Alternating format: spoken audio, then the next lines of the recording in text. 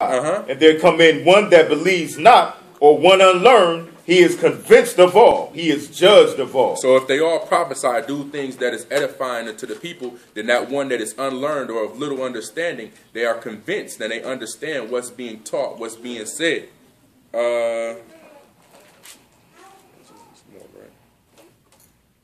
Let's jump down to 27. 27. If any man speak in an unknown tongue, let it be by two, or at the most by three, and that by course, and let one interpret. See, this is how it's laid out. If you speak in tongues, if somebody came amongst the congregation and they was from a different country and they couldn't speak English and they were speaking, how would we know what they're saying or what's being brought forth unless there's one there to interpret what they're saying? But he said, if one comes speaking in tongues, let it be by two or three, and let one interpret. Read. But if there be no interpreter, if there is nobody to interpret, what should they do? Let him keep silent. Let him keep silent in the congregation, and let him speak to himself and to the Most High. Right.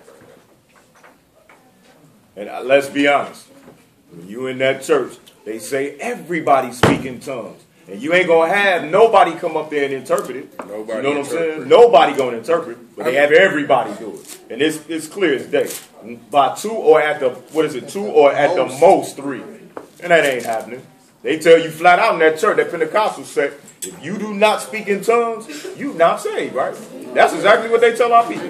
And that's a complete lie. Let's go back to Acts 2 real quick. Said that was the signs. Them people didn't believe. Let's start at verse 4. The book of Acts, chapter 2 and verse 4. And they were all filled with the Kadesh Ruach. And that's what they say, that when you filled with the Ruach, or you filled with the set apart spirit of the Most High, then you will speak in these other tongues. This is what they're based it off of scripturally. Read. And began to speak with other tongues, as the Spirit gave them utterance. As the Spirit of the Most High gave them the utterance to speak in these other tongues. Read. And there were dwelling at Jerusalem Yahudim, devout men, out of every nation under heaven. Out of where? Every nation under heaven. So you had devout men. You had the Jews or the Hebrew people, and you had devout men out of every nation that was in the land, right? Out of all of these different nations. Read. Now when this was noised abroad, the multitude came together and were confounded. Now when this was noised abroad, it means when everybody heard these tongues, these different languages and tongues being spoken, it was noised abroad. Read. The multitude came together and were confounded. All these devout men from all these nations, from all the different nations, was confounded. They was confused. What's going on? Read. Because that every man heard them speak in his own language. Every man of these other countries heard them speaking in his own language. Like, what is this? Like, they not, where you not from where I'm from? How do you know? You know, they was confused because of that. Read. And they were all amazed and marveled, saying one to another, Behold, are not all these which speak Galileans? Aren't these people Galileans? How do they know these languages? Read. And how we hear every man in our own tongue, wherein we were born. Because it said that the tongues are a sign, right? The tongues that's given by the utterance of the Spirit are a sign to the unbeliever.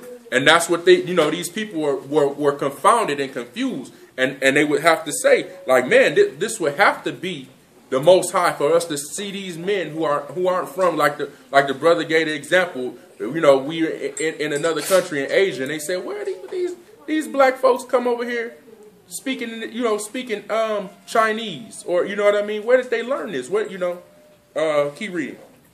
Parthians, Medes, Elamites, and dwellers in Mesopotamia, Yahudea, Cappadocia, Pontus in Asia, Phrygia, Pamphylia in Egypt, and in parts of Libya about Cyrene, strangers of Rome, Yahudim and proselytes, Cretes and Arabians, we do hear them speak in our tongues. In our tongues, like we just read before, in our language. All of these different people from all of these different lands and all of these different languages or tongues, we can hear them in our own tongue because it was the Spirit of the Most High. So it's not like the tongues is not an unknown thing, unknown to us when we utter them, but it's for a sign for someone who doesn't speak that language, or you don't speak the same language as them, that when the Spirit comes upon you and you begin to prophesy to them in their own tongue.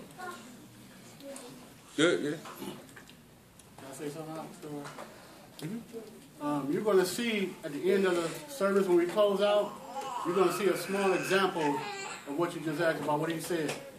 And you're going to be like, what are they saying? Because you don't know. So someone will tell you what we're saying when we close out, so just pay attention. You're going to see a small example of that.